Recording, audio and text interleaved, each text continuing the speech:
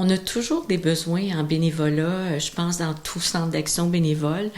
Chez nous, les besoins, je vous dirais, c'est particulièrement là, ce qui est le plus criant, l'accompagnement transport médical. Ce qu'on demande aux bénévoles, c'est d'être prudent sur la route, d'être attentif, d'être à l'écoute de la personne qu'on accompagne. Parce que des fois, on peut sortir d'un rendez-vous médical où on a eu peut-être une moins bonne nouvelle, tout ça. Donc, d'être à l'écoute, d'être attentif, mais surtout d'être discret et confidentiel. Ça, c'est vraiment important. D'être prudent sur la route. Hein? C'est ça que nous, ce qu'on va vérifier quand on fait un accompagnement, ce que la personne à la gestion des bénévoles va vérifier, c'est sûr, pour devenir bénévole, on va vérifier le dossier de conduite automobile pour devenir bénévole en accompagnement transport médical. Et on va vérifier aussi les antécédents judiciaires. Parce qu'on se retrouve seul avec une personne qui est plus fragilisée, qui est plus vulnérable. Donc, partout dans les postes qu'on a comme bénévole, où on se retrouve seul à seul avec une personne qui est plus fragilisée ou plus vulnérable, on demande les antécédents judiciaires. Donc, c'est sûr que ça, c'est le service, je vous dirais, où on a le plus de plus grands besoins présentement. Du côté aussi des visites amicales, on a présentement des gens en attente pour avoir une visite amicale dans le secteur. Donc, on aimerait ça.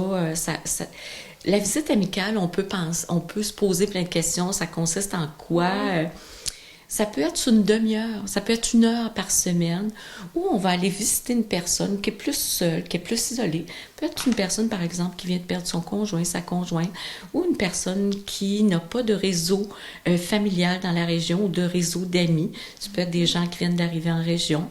Et le but de ça, dans le fond, c'est de contrer l'isolement, bien sûr, mais ça peut être d'aller prendre une petite marche dehors, peut-être, puis de jaser. C'est surtout d'être à l'écoute de la personne. D'aller visiter notre site Internet et on voit à l'intérieur « Je veux être bénévole » et d'aller compléter ce formulaire qui nous permet, nous, d'avoir déjà une idée de qu'est-ce que la personne veut faire comme bénévolat.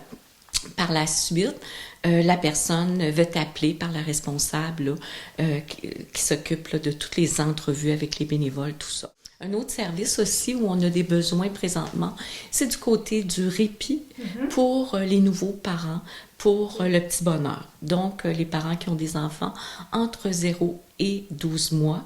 Et le but de ce service-là, c'est vraiment de prendre soin du nouveau-né, du jeune enfant, pour que le parent, souvent on est porté à dire la maman, mais le parent puisse prendre un petit temps de répit, un petit temps de pause pour lui. Ça peut être d'aller marcher, ça peut être d'aller faire ses commissions, ça peut être d'aller se coucher, passer peut-être 1 heure, 2 heures de sommeil. Donc, c'est l'équivalent d'un 3 heures semaine qu'on offre aux parents. Et de ce côté-là, ça dure environ 12 semaines, l'équivalent d'un 36 heures de service. Le rôle du bénévole n'est vraiment pas d'aller faire le ménage, l'entretien ménager ou autre. C'est vraiment de prendre soin de l'enfant pour que le parent puisse prendre soin de lui. Donc, c'est un bénévolat qui est très apprécié des familles, qu'on vous lance comme défi. Peut-être, si vous avez quelqu'un de votre entourage, par exemple, que les petits-enfants sont à l'extérieur de la région, qui s'ennuient un peu, qui aimerait ça prendre soin d'un nouveau-né ou d'un jeune enfant. Donc, de contacter Diane Hort, qui est à la gestion des bénévoles, au 418-752-5577, poste 5. Donc, Diane Hort, on peut la rejoindre. Elle est ici du lundi au jeudi de chaque semaine. Et c'est ça. Ça va nous faire plaisir d'accueillir de nouveaux membres. La relève est importante.